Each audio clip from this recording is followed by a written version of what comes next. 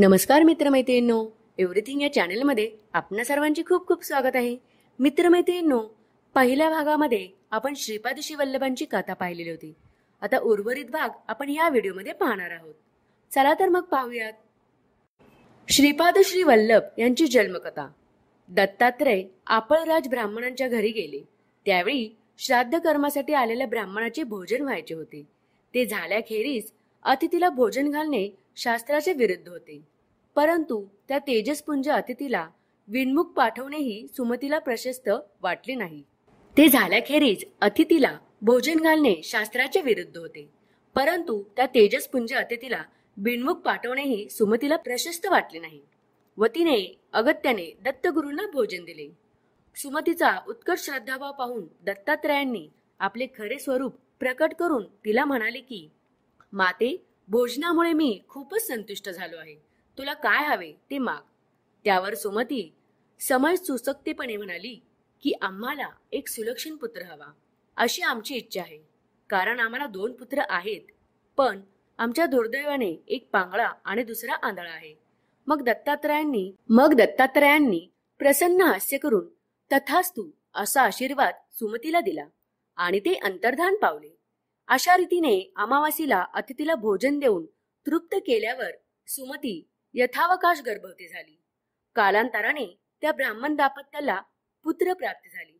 श्रीपाद असे त्यांचे नामकरण करण्यात आले. विजेच्या चंद्राप्रमाणे श्रीपाद चंद्रकलेप्रमाणे वाढू लागला. 7व्या वर्षी त्याचे मौजीबंधन झाले व तेव्हापासून तो 4ही वेद खडाखड म्हणू लागला. इतकेच नव्हे तर मीमांसा आणि तर्कावर तो अधिकारवाणीने भाष्य करू लागला. परिणामी आपळराज व सुमती हे दाम्पत्य व पिठापूरच्या पंचक्रोशीतले ग्रामस्थ चकित झाले. यथावकाश श्रीपादच्या 16व्या वर्षी विवाहाचा घाट घालण्याचे आपळराज व सुमती दाम्पत्याने ठरवले व आपला मानस त्याला बोलून दाखवला. पण त्याने स्पष्ट शब्दात नकार दिला व तो हसून म्हणाला की, वैराग्य हीच माझी स्त्री असून अन्य स्त्रिया मला माते समान आहेत. तसेच जाणे असे उत्तरपंथा दीक्षा द्यावया साधू जरा असे आपले अवतार कार्य असल्याचे श्रीपाद वल्लभांनी त्यांना निक्षून सांगितले. इतकेच नव्हे तर आपण आता तीर्थयात्रेला घर सोडून जाणार असल्याचा मनोदय आपल्या माता पित्यांपुढे प्रकट केला. परिणामी त्या दाम्पत्यावर जणू कुऱ्हाडच कोसळली. त्यांनी सर्वार्थाने श्रीपादाला कडाडून विरोध केला. मग तो आपल्या निर्णयापासून तसूभरही ढळला नाही. पुढे कलियुगाच्या प्रारंभी मलिन झालेल्या सनातन संस्कृतीला उजाळा देण्याकरता व भक्तजनांना तारण्याकरता श्रीपाद श्री वल्लभ नामक हा दत्तात्रयांचा दुसरा अवतार पिठापूर नामक नगरात झाला. इसवी सन 1320 भक्तानुग्रहाकारणे ते तीर्थयात्रेस निघाले. फिरत फिरत रायचूर जिल्ह्यात असलेल्या कुरगड्डी येथे येऊन वास्तवास राहिले. श्रीपाद श्री वल्लभांचे दिव्य रूप असे होते. पायात दिव्य खडावा, कटीला कौपिन व मेखला, अंगावर काशाई वस्त्र, हातात कमंडलू, गळ्यात रुद्राक्ष माळ, कपाळी भस्म व मस्तकी जटाजू धारण केलेली, कमळाप्रमाणे प्रफुल्ल लोचनांची व मंद स्मितयुक्त चंद्रतुल्य मदन मनोहर वंदनाची, श्रीपाद प्रभूंची दया, क्षमा समद मालांकृत भव्य मूर्ती अवलोकन करणारे सर्व लोक धन्य होत. ते कृष्णामाईत त्रिकाल स्नान करीत असत. रोज प्रातःकाळी संध्येत 1000 गायत्री जपत तर सूर्यनारायणास 108 नमस्कार घालीत. मग सुमती कळवळून त्याला म्हणाली की, अरे श्रीपादा, तू आम्हाला सोडून गेल्यावर तुझ्या पांगळ्या आणि आंधळ्या भावाकडे कोण बघणार?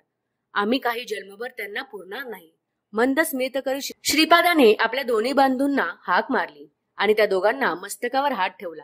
आणि काय आश्चर्य, पांगळा धावू लागला आणि आंधळ्याला दृष्टी आली. मग श्रीपाद जड अंतःकरणाने निरोप घेऊन तीर्थयात्रेला रवाने झाले.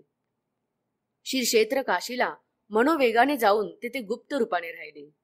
तेथून पुढे बद्रिकाश्रमात नारायणाचे दर्शन घेऊन गोकर्णास आले.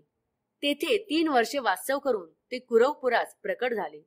गंगा यमुना या पवित्र नद्यांच्या तीरावर वसलेल्या कुरवपुरात एक वेदशास्त्र संपन्न ब्राह्मण वास्तव्याला होता. त्याच्या पत्नीचे नाव अंबिका. ते ब्राह्मण दाम्पत्य दुःखी होते. त्यांची अपत्य जगत नसत. कालांतरे त्यांना एक पुत्र झाला, पण तो मतिमंद होता. त्याचे विद्याभ्यासात लक्ष नव्हते.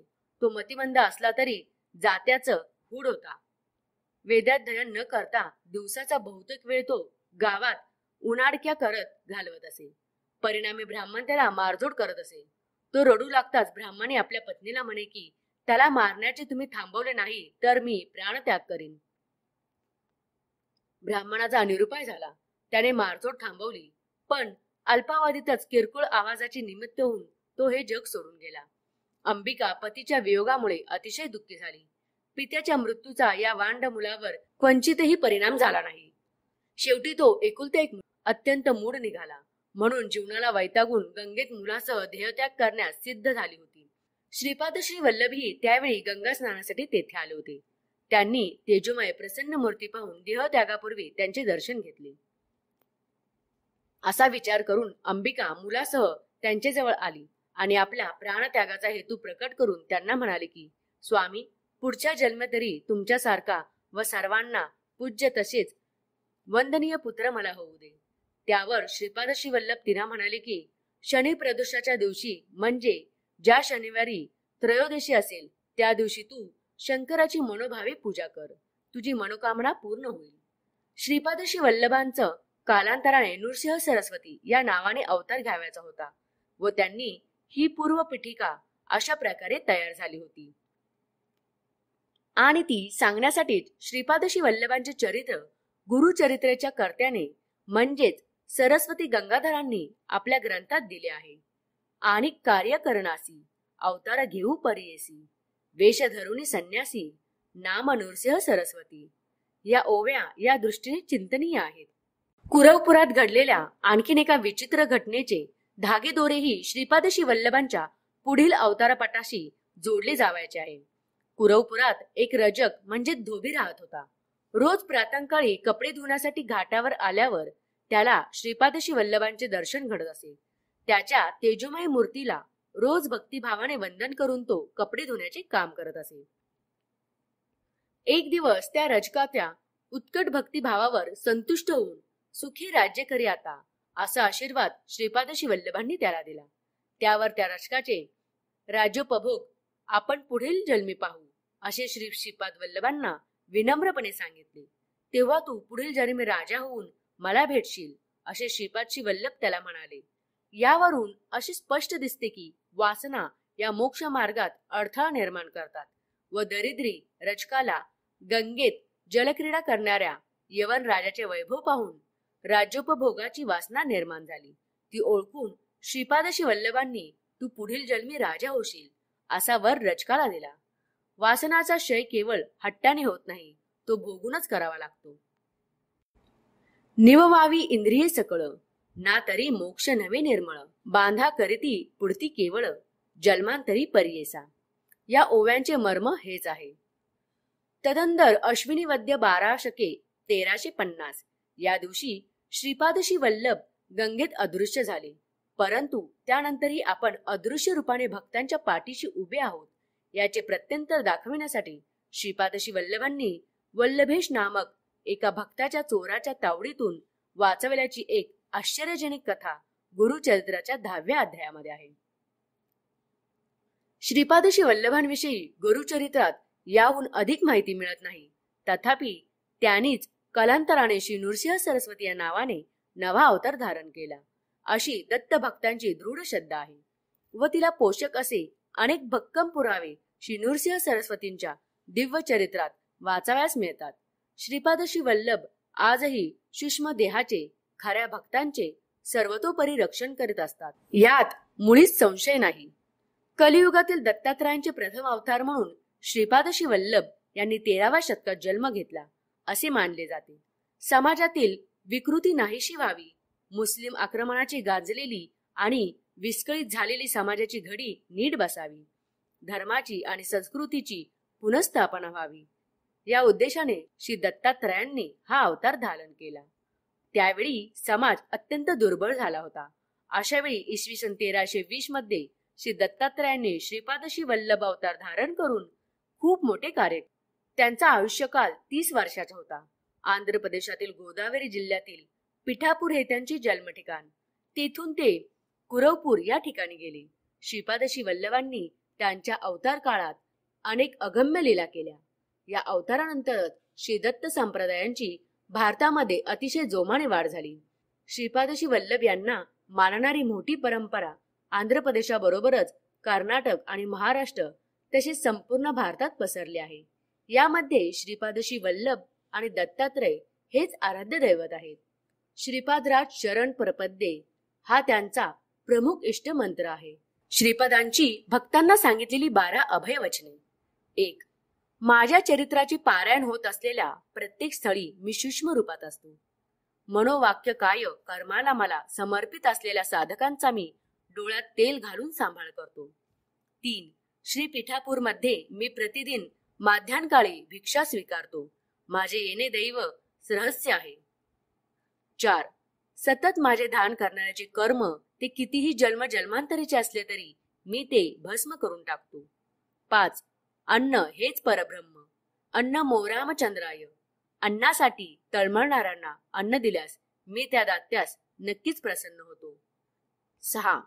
मी श्रीपाद वल्लभ आहे. माझ्या भक्तांच्या घरी महालक्ष्मी तिच्या संपूर्ण कलेने प्रकाशित असते. 7. तुमचे अंतःकरण शुद्ध असेल तर माझा कटाक्ष सदैव तुमच्यावर असतो. 8. तुम्ही ज्या देवता स्वरूपाची आराधना कराल, ज्या सद्गुरूंची उपासना कराल, ती मलाच प्राप्त होईल. 9. तुम्ही केलेली प्रार्थना मलाच पोचते. माझा अनुग्रह आशीर्वाद तुम्ही आराधलेल्या देवतेच्या स्वरूपामध्ये तुमच्या सद्गुरूंद्वारे तुम्हाला प्राप्त होत. 10. श्रीपादशी वल्लभ म्हणजे केवळ नामरूपच नाही, सकळ देवता स्वरूप समस्त शक्तीचे अंश मिळून माझे विराट स्वरूप अनुष्ठानाद्वारे तुम्हास समजू शकेल. 11. श्रीपादशी वल्लभ हा माझा संपूर्ण योग अवतार आहे. जे महायोगी महासिद्ध पुरुष माझे नित्यध्यान करतात ते माझेच अंश आहेत.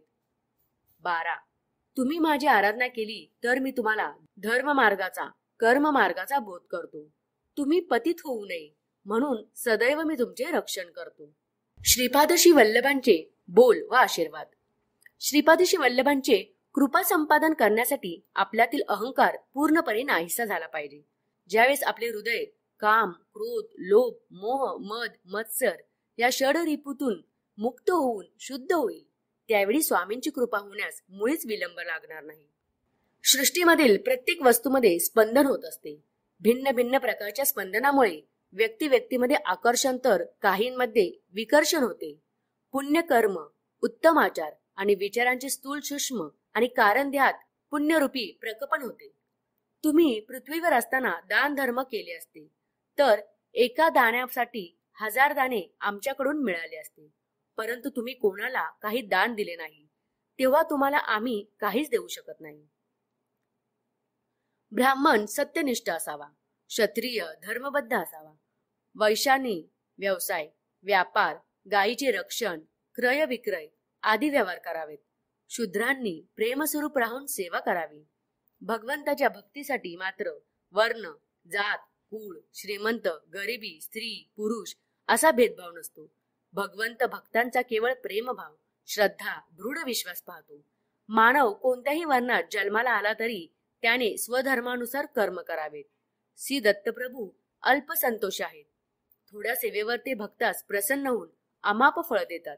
श्री दत्तांच्या नावाने कोणतीही व्यक्तीस अन्नदान केल्यास व जर ती व्यक्ती योग्य असल्यास त्या अन्नदानाचे विशेष फळ लाभते. इच्छितच वस्तूंची समृद्धी म्हणजेच लक्ष्मीची कृपा कटाक्ष.